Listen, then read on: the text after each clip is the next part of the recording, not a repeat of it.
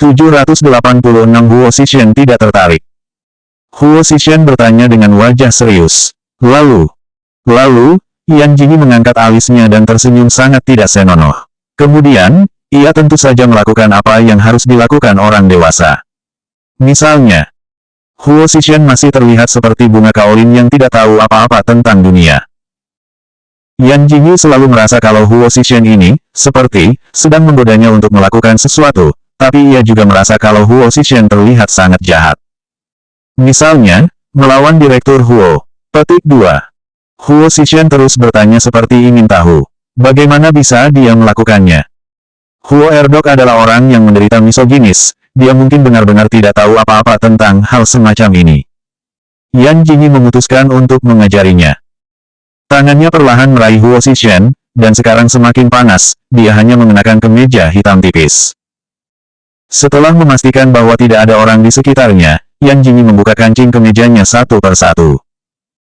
Huo Zishan berdiri di tempat seperti manusia batu, matanya tidak berkedip ketika mendengarnya. Petik 2. Setelah semua kancing dibuka, dia tidak terburu-buru melepas kaosnya, tetapi memindahkan targetnya ke sabuk Huo Zishan. Direktur Huo, bukankah ini pertama kalinya kita berada di tempat seperti ini? Semua tergantung pada preferensi nyonya. Petik 2. Setelah berada di zaman modern begitu lama, ditambah dengan pemikirannya yang terbuka ketika menjadi bandit sebelumnya, Yan Jingyi benar-benar berencana untuk mencoba dengan Huo Zishan.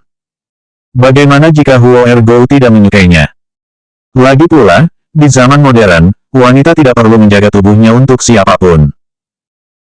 Yang paling penting adalah, meskipun dia dan Huo Zishan benar-benar tidak memiliki masa depan, ketika dia mengatakan bahwa mantan suaminya adalah Huo Zishan ketika dia menikah, siapa lagi yang berani membencinya? Setelah memutuskan, Yan Jingyi tidak memiliki beban psikologis sama sekali. Direktur Huo, katakan padaku, apakah kamu mencintaiku? Setelah sabuk dali, ujung jarinya mulai mendekati resleting. Huo Zishan yang cantik sedang hamil dan masih bersifat psikologis sudah agak impulsif. Pupil hitamnya seperti jurang yang dalam, dia ingin segera menyesapnya. Nyonya Beiming, jika ketahuan dampaknya buruk, ayo kita pulang sekarang. Untuk apa pulang ke rumah? Aku harus pergi selama setengah jam. Yan Jingyi menunjuk ke arah hotel yang berada di seberang jalan. Wajah tampan Huo Zishan seketika menjadi gelap. Dia bahkan memintanya pergi ke Hotel Express. Yan Jingyi dengan lembut membuka bajunya dan mengeluarkan ponselnya tanpa ekspresi. Saat itu, asisten Wen sedang kencan buta. Kencan buta kali ini ditujukan untuk mahasiswa senior. Asisten Wen sangat terkesan dengan gadis ini. Ketika dia hendak mengatakan, ponsel yang ada di desktop berdering. Selesai, sepertinya kencan buta ini akan gagal lagi. Ternyata asisten Wen benar. Dia melihat punggung gadis itu pergi, dan kemudian mengendarai motornya untuk mencari Huo Zishan. Kenapa dia bilang dia ada di pusat kota? Bukankah itu bagus untuk mengunjungi nenek di pedesaan? Ketika Huo Zishan ditemukan, asisten khusus Wen menemukan bahwa Yan Jingyi juga ada di sana. Tanpa sadar melirik sepeda motor yang dikendarainya, dan ups. Sepertinya ketiga orang itu tidak bisa duduk. Direktur Huo, aku akan memanggilmu mobil sekarang. Tunggu sebentar dengan nyonya muda kedua. Tidak perlu. Huo Zishan memotong perkataannya. Kamu turun. Petik 2. Asisten Wen menatap Huo Zishan dengan sedikit bingung. Dia masih dengan patuh meninggalkan sepeda motor. Kemudian, dia melihat Huo Zishan menyerahkan topi pengaman kepada Yan Jingyi dan duduk di sana sendirian. Direktur Huo, Anda. Aku meminjam mobil ini dari istriku. Kamu bisa pulang sendiri dengan naik taksi. Petik 2. 787 cinta dan tidak boleh menyerah. Masih bisa bermain seperti ini. Direktur Huo, Anda tidak boleh begitu tidak bermoral. Yan Jingyi yang belum pernah naik sepeda motor pun langsung merasa tertarik. Melihat asisten Wen yang berdiri di tempat, ia pun menepuk pundaknya. Petik 2. Terima kasih, Direktur Huo akan menaikkan gajimu bulan depan. Petik 2. Asisten Wen segera berdiri tegak. Tuan Huo, nyonya muda kedua, hati-hati di jalan. Mobil baru saja diisi dengan bahan bakar, Anda bisa naik dengan sembarangan. Awalnya ia berencana untuk pulang ke rumah. Sejak naik sepeda motor, Yan Jingyi dengan tegas meminta Huo Zishan untuk membawanya berkeliling. Jika ada beberapa sepeda motor di desa Heiyun, setiap kali keluar untuk mendukung keadilan, pasti akan sangat menarik. Hanya dengan memikirkannya, Yan Yinyi merasa bersemangat. Nyonya sekarang sudah sadar, Huo Zixuan tiba-tiba bertanya. Yan Yinyi sedang asyik dengan dunianya. Mendengar itu, dia bertanya dengan sedikit bingung. Hah? Setelah pulang, kita lanjutkan. Melihat suasana hatinya, petik 2. Dia sedang naik daun sekarang. Huo Zixuan terus bertanya dengan tidak tahu malu. Bukankah Nyonya sudah lama menginginkan tubuhku? Itu tergantung pada waktu. Setelah waktu itu, aku tidak akan rakus. Petik 2. Huo Zixuan terdiam sejenak. Sepertinya ia harus mempertimbangkan untuk tinggal di rumah selama beberapa hari tanpa meninggalkan rumah. Yan Yinyi sama sekali tidak mengakui kalau dia sengaja. Dia sengaja membuat Huo Zixuan menginginkannya. Proyek kerjasama grup Huo dan Tong Cheng telah resmi dimulai. Yan Yinyi menyadari bahwa Huo Zixuan selalu pergi lebih awal dan pulang lebih awal beberapa hari ini. Setiap kali menerima panggilan misterius, dia sengaja menghindarinya. Huo Ergo berubah pikiran. Seharusnya tidak makan daging dalam waktu yang lama, jadi hanya. Begitu para kru selesai bekerja, mereka tidak sabar untuk menghubungi Shen Yan. Shen Yan baru-baru ini menerima gaun pengantin bernilai jutaan yuan, dan pihak lain juga memesan 2 set. Mendengar Shen Yan membuat baju dengan santai, Yan Yinyi langsung merasa iri. Aku benci dia sekarang dimanjakan dan tidak bisa memakai jarum. Yinyi, aku pasti akan merancang gaun pengantin terindah untukmu di hari pernikahanmu dengan si Shen, oke? Sepertinya Sang Xia tidak bisa menunggu hari itu. Petik 2. Shen Yan sedikit terkejut. Kalian bertengkar. Ia selalu merasa bahwa hanya Huo Zixuan dan Yan Yinyi yang bisa saling cocok di dunia ini. Yan Yinyi menghela napas. Dia terlebih dahulu memberitahu Shen Yan apa yang sebelumnya tidak bertanggung jawab untuk menggoda Huo Zixuan, dan juga memberitahunya tentang perilaku aneh Huo Zixuan selama ini. Yan, menurutmu, apakah Huo Erdok suka dan tidak mau menyerah begitu saja? Tidak, cinta atau tidak masih menjadi masalah. Mungkin ini adalah rahasia pekerjaan, bahkan orang terdekat pun tidak bisa mengatakan apa-apa. Petik 2. Benarkah? Selain masalah dirinya yang melewati ini, dia takut dianggap gila oleh orang lain. Yan, bagaimana perasaan pertamamu dengan Huo Chengyu? Dalam video tersebut, wajah Shen Yan jelas memerah. Dia ragu-ragu untuk waktu yang lama. Aku dan dia sebenarnya tidak melakukan apa-apa. Petik 2. Bahkan tidak berpegangan tangan. Setelah pernikahannya, dia pergi ke luar negeri untuk melakukan penelitian medis, dan kadang-kadang pulang ke rumah hanya sebagai orang asing baginya. Memikirkan hari-hari itu, dia selalu menunggu sampai larut malam dan selalu memberinya lampu. Kemudian Yinyi menikah dan menjalani kehidupan yang sama dengannya. Shen Yan selalu merasa mengenal Yan Yinyi dengan baik, tapi sekarang dia tiba-tiba menyadari bahwa sebenarnya Yan Yinyi berbeda dari dirinya. Dia tidak mengenal gadis yang memiliki kepribadian nakal dan memancarkan cahaya. Itu adalah kerugian Huo Chengyu, jadi tubuh Yan yang harus ditinggalkan untukku. Petik 2. 788 Huo Qingyuan bertunangan dengan Fu Borong. Wajah Shen Yan memerah. Yan, aku. Begitu dia berbicara, ekspresi Shen Yan tiba-tiba berubah. Petik 2 titik titik titik. Yinyi, cepat lihat beritanya. Petik 2. Aku akan mengirimkannya untukmu. Petik 2. Setelah mengatakannya, Shen Yan buru-buru menutup telepon. Tidak lama kemudian, Yan Yinyi menerima berita dari Shen Yan. Keluarga Huo diduga ingin menikah dengan keluarga Fu, dan pasangannya adalah Huo Qingyuan dan Fu Borong. Apa-apaan? Yan Yinyi membaca berita itu lagi dengan cermat. Huo Zixuan yang membuat keputusan ini. Sialan, apa Huo Zixuan gila? Tanpa membahas dendam antara Fu Borong dan dirinya, pria itu licik, dan dia sama sekali tidak pantas untuk Huo Qingyuan. Telepon Huo Zixuan langsung dimatikan. Yan Yinyi menggetarkan giginya. Sutradara Fang, lanjutkan, aku akan membatalkan pertunjukanku malam ini. Petik 2. Tanpa memberi Fang Ting kesempatan untuk menjawab, dia menghentikan mobil dan pergi. Huo Qingyuan sedang berkumpul dengan adik perempuannya. Sekilas dia melihat berita dan menangis. Dia tidak mengenal Fu Borong. Mengapa kakak kedua bisa sembarangan berjodoh? Apakah dia tidak suka IQ-nya yang menyusahkan keluarga Huo? Huo Qingyuan menangis dan berteriak pada Yan Yinyi. Kakak ipar kedua, aku tidak ingin bertunangan dengan Fu Borong. Aku bahkan tidak mengenalnya. Yan Jingyi menepuk-nepuk punggung Huo Qingyuan dengan lembut. Dasar nenek, sudah zaman apa sekarang masih sering mengatakan tidak menikah. Dalam pandangannya, Fu Bairong bahkan tidak layak untuk Zhou Yan. Pria itu tidak terlalu dekat dengan Leng Yuxi baru-baru ini. Apa yang dia lakukan? Kakak ipar kedua, tolong bantu aku berbicara dengan kakak kedua. Aku pasti akan bekerja keras untuk ujian masuk pasca sarjana. Jangan menikahiku dengan Fu Burong. Jangan khawatir, aku berdiri di garis yang sama denganmu saat ini. Petik 2. Tidak lama kemudian, berita kedua keluar. Itu adalah foto Huo Xishen dan Fu Bairong masuk dan keluar dari Hotel Bintang 5. Dalam foto tersebut, Huo Xishen dan Fu Bairong berbicara dengan sangat bahagia, bahkan lebih yakin bahwa keluarga Huo dan Fu akan menjadi keluarga. Siapa yang tidak tahu bahwa keluarga Fu dan keluarga Bai selalu dekat, dan Bai Merliang sangat optimis dengan Fu Borong. Kakak ipar kedua, Huo Qingyuan menangis. Bajingan semacam ini tidak pantas menikahimu. Sekarang aku akan meminta perhitungan pada kakak keduamu. Petik 2. Yan Jingyi naik ke atas dan berganti pakaian yang cocok untuk berkelahi. Ia pergi ke grup Huo dengan marah. Dia jarang datang ke sini. Penjaga keamanan dan resepsionis melihat penampilannya yang agresif dan bersiap untuk mencegat mereka. Alhasil, dia dijarah begitu dia berbicara. Yan Jingyi masih berkata dengan arogan, "Aku tidak akan menemani Tuan Huo untuk mengganti biaya pengobatan." Petik 2. Huo Xishen telah menerima pemberitahuan dari dalam dan dengan tenang meminta asisten Wen menuangkan segelas jus. Asisten Wen baru saja pergi, tapi Yan Jingyi sudah membuka pintu.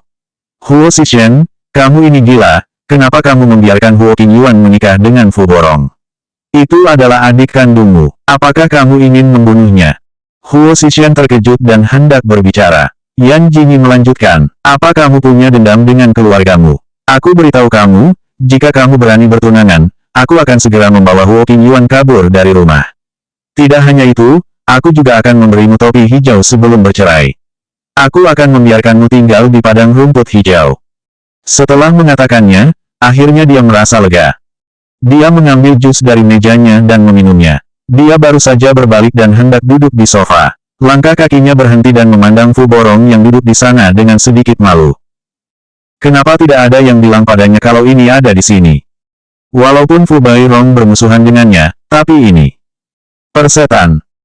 789 emosi Nyonya buruk. Ini keterlaluan. Mengapa dia harus terlibat dengan Fu Borong dalam hidup ini? Yan Wang benar-benar takut, seharusnya dia pergi. Fu Borong tidak menyangka Yan Jingyi begitu membencinya. Dia yakin bahwa dia tidak mengenalnya sebelumnya. Bisakah Nyonya muda kedua memberitahuku, apa aku telah menyinggungmu? Apakah wajahmu dan namamu menyinggung perasaanku? Peramal mengatakan bahwa jika saya berhubungan dengan Fu Borong, saya akan mati lebih awal. Setelah mengatakannya, wajah Fu Borong dan Huo Xishen berubah. Huo Xishen mengernyit, ia berkata dengan tidak senang, Nyonya, jangan bicara sembarangan. Petik 2. Bagaimana kamu bisa tahu aku tidak bicara omong kosong? Yan Jingyi sedang marah. Melihat Huo Xishen jelas membela Fu Borong, ia semakin marah. Apa yang kamu tahu? Apa kau mengenalku? Kau pernah merasakan perasaan gelap? Kau tahu apa yang disebut putus asa? Yan Jingyi meraung marah. Aku tidak peduli apakah pria ini ada hubungannya dengan dia atau tidak. Selama dia bernama Fu Borong, selama wajahnya seperti itu, dia pasti akan membenciku. Huo Xishen sedikit terkejut. Ia tidak melewatkan tatapan membunuh di matanya. Yan Jingyi telah menyinggung banyak orang dan memukul banyak orang, tetapi dia selalu tahu cara menilai dan mengetahui apa yang harus dilakukan. Tapi kali ini, dia menyadari bahwa dia benar-benar ingin membunuhnya. Nyonya, sejauh yang saya tahu, keluarga Yan dan keluarga Fu tidak pernah berhubungan, Anda dan Tuan Muda Fu tidak pernah mengenal mereka sebelumnya. Petik 2. Yan Jingyi menarik napas dalam. Dia hanya perlu memastikan apakah pria ini adalah dirinya. Jika iya, dia akan melakukan apapun. Bahkan jika dia mati, demi mereka yang mati dan 500 tahun yang gelap itu, dia harus membalas dendam. Yan Jingyi sangat marah. Fu Borong tanpa sadar menjauhinya. Apakah dia pernah menyinggungnya sebelumnya? Untuk mendapatkan persetujuan dari orang yang lebih tua, dia memang telah melakukan sesuatu. Apakah ada orang yang kebetulan berhubungan dengannya? Fu Borong melirik Yan Jingyi dengan serius. Dia menyukai wajah ini. Entah kenapa, ia masih sangat menyukainya, bahkan jika ia sangat membencinya. Lucu sekali, tidak seperti dia. Nyonya muda kedua, jika ada kesalahpahaman di antara kami, saya akan meminta maaf terlebih dahulu. Mengenai pertunangan dengan Nona Huo, sebenarnya ayahnya sendiri yang membuat klaim, dan Direktur Huo sedang mempertimbangkannya. Benarkah? Yan Jingyi menatap Huo Zishen, lalu memelototinya dengan ganas. Jika kamu setuju, aku akan membunuhmu. Huo Zishen sedang merenung, ia sangat ingin tahu apa yang terjadi antara dirinya dan Fu Borong. Tuan Muda Fu, temperamen Nyonya muda tidak baik, dia selalu memihak pada Qing Yuan. Petik 2. Aku pikir Nyonya muda kedua memiliki sifat sejati. Dia sama sekali berbeda dari wanita kaya dan wanita bangsawan. Sayangnya, wanita cantik itu sudah menikah. Petik 2. Dia harus memilih antara Huo Qing Yuan dan Leng Yuxi. Sebenarnya, dia lebih condong ke Huo Qing Yuan. Leng Yuxi hanyalah seorang nona besar yang dimanjakan dan memiliki temperamen buruk. Dia juga memiliki latar belakang yang baik. Dari segi penampilan dan bakatnya, dia sama sekali tidak sebanding dengan Yan Jingyi. Nyonya muda kedua pernah bertemu denganku. Fu Borong sudah menyelidiki Yan Jingyi. Sedikit banyak dia juga tahu hobinya. Petik 2. Karena aku tidak ingin meninggalkan kesan buruk pada orang lain, aku bersedia memberikan $1.000.000 untuk Nyonya muda kedua. Asalkan kamu bisa memberitahuku alasannya. Sebelum kematiannya, dia bersumpah tidak akan ada hubungannya dengan Fu Borong, bahkan jika dia punya uang. Yan Jingyi tampak menghina. Petik 2. Apakah Tuan Fu menganggapku sebagai anak? Ini hanya 1 juta yuan. Apakah menurutmu keluarga Huo tidak mampu atau Direktur Huo memperlakukanku dengan buruk? 790 keluargaku bukan orang kaya baru. Ucapan Nyonya muda kedua sangat serius. Aku tidak bermaksud apa-apa. Aku hanya ingin tahu apakah dia pernah menyinggung Nyonya muda kedua atau tidak. Petik 2. Yan Jingyi mendengus dingin. Petik 2. Kecuali kau bunuh diri di hadapanku. Aduh, menyebalkan sekali. Melihat orang ini rasanya tidak beruntung. Direktur Huo, aku sangat marah sekarang. Apa kamu tidak perlu membujukku? Hubungan mereka akhirnya berjalan dengan mudah, dan dia tidak ingin dihancurkan oleh Fu Borong. Huo Zishen sedikit tidak berdaya. Petik 2. Tuan Fu, jika tidak ada hal lain, Anda tidak akan tinggal di sini. Petik 2. Oke, petik 2. Begitu meninggalkan grup Huo, senyum di wajah Fu Borong langsung menghilang. Tiba-tiba, aku ingin informasi rinci tentang Yan Jingyi, termasuk semua kerabatnya. Petik 2. Seandainya bisa. Dia tersenyum dan benar-benar ingin merebut orang itu. Nyonya, begitu Yan Yinsen membuka mulutnya, Yan Yinsen tiba-tiba bergegas mendekat. Ia membungkuk dan melingkari leher Huo Zishen dan menciumnya. Petik 2. Apa yang harus dilakukan Tuan Huo? Aku sekarang tidak bersih. Tolong bantu aku menghilangkan bau orang itu, oke? Nyonya lagi-lagi membuat keributan. Petik 2. Sungguh, aku merasa diriku ternoda karena menghirup udara di ruangan yang sama dengan Fu Borong. Bagaimana jika aku membutuhkan Presiden Huo untuk menghiburnya sekarang? Yan Jingyi memeluk Huo Zishen erat-erat, lalu berbalik dan duduk di pangkuannya. Ia meraih kerah Huo Zishen dengan satu tangan. Petik 2. Direktur Huo, tolong bantu aku, cepat ubah aku menjadi milikmu. Dia benar-benar bosan. Dia harus membuktikan pada dirinya sendiri bahwa dia bisa menemukan pria yang benar-benar memperlakukannya dengan tulus. Huo Zishen merasa ada yang tidak beres dengan Yan Jingyi. Tubuhnya bergetar, seolah sedang menekan sesuatu. Nyonya tidak tidur nyenyak tadi malam. Sang Sia tidur dengan nyenyak. Yan Jingyi mencium wajahnya lagi. Huo Zishen terkejut, ia tidak pernah memanggilnya seperti itu. Tetapi akal sehat mengatakan kepadanya bahwa ini adalah perusahaan, dan hanya setengah jam kemudian dia masih memiliki pertemuan penting yang akan diadakan. Sayang, aku akan menemanimu beristirahat di dalam dulu, iya. Tidak, kamu di sini saja, biarkan aku menjadi milikmu. Petik 2. Huo Zishen memegang wajahnya dengan satu tangan dan matanya dalam. Nyonya, apakah Anda mencintaiku? Yan Jingyi seperti sedang mabuk. Matanya kabur dan menatapnya. Petik 2. Aku sangat mencintai wajahmu. Tubuhmu juga bagus. Yang penting, kamu tidak pernah menyakitiku. Petik 2. Huo Zixuan tidak peduli bagaimana dia memperlakukan pemilik aslinya, tetapi sejak dia datang ke sini, pria ini tidak hanya tidak menyakitinya, tetapi juga memberinya kondisi kehidupan yang baik dan memberinya sekelompok kerabat dan teman yang lucu. Meskipun dia selalu menindas Huo Zixing dan Huo Qingyuan, tetapi jika ada orang yang berani menindas mereka, dia pasti akan menjadi yang pertama membalas dendam. Huo Zixuan secara pribadi membawa Yan Jingyi ke ruang tunggu. Ini adalah ruang pribadinya, terhubung ke kantor, dan dia bisa langsung mengetahuinya jika ada pergerakan di dalam rumah. Setiap kali Yan Jingyi bertemu dengan Fu Borong, suasana hatinya selalu berubah. Nyonya Beining, benar-benar tidak berencana untuk membicarakan masalah kalian. Yan Jingyi berpura-pura bodoh, kita apa? Dengan siapa? Fu Borong terdiam. Petik 2. Dia mengerutkan kening. Sepertinya aku pernah mengatakan bahwa namanya mirip dengan orang yang aku benci. Petik 2. Karena ini, untuk membenci seseorang, tampaknya ini terlalu dibuat-buat. Rahasia apa yang ada di tubuhnya? Huo Zixuan tiba-tiba teringat sesuatu. Ia mengusap rambut Yan Jingyi dengan lembut. Petik 2. Apakah Nyonya punya sesuatu yang bisa menemani Yan Jingyi sejak kecil? Keluargaku bukan orang kaya baru, apa yang bisa aku dapatkan? Yan Jingyi memutar bola matanya. Ketika kelas 1, apakah menanam pohon di tanah? Selanjutnya bab 791 tamu yang diundang Nyonya muda kedua.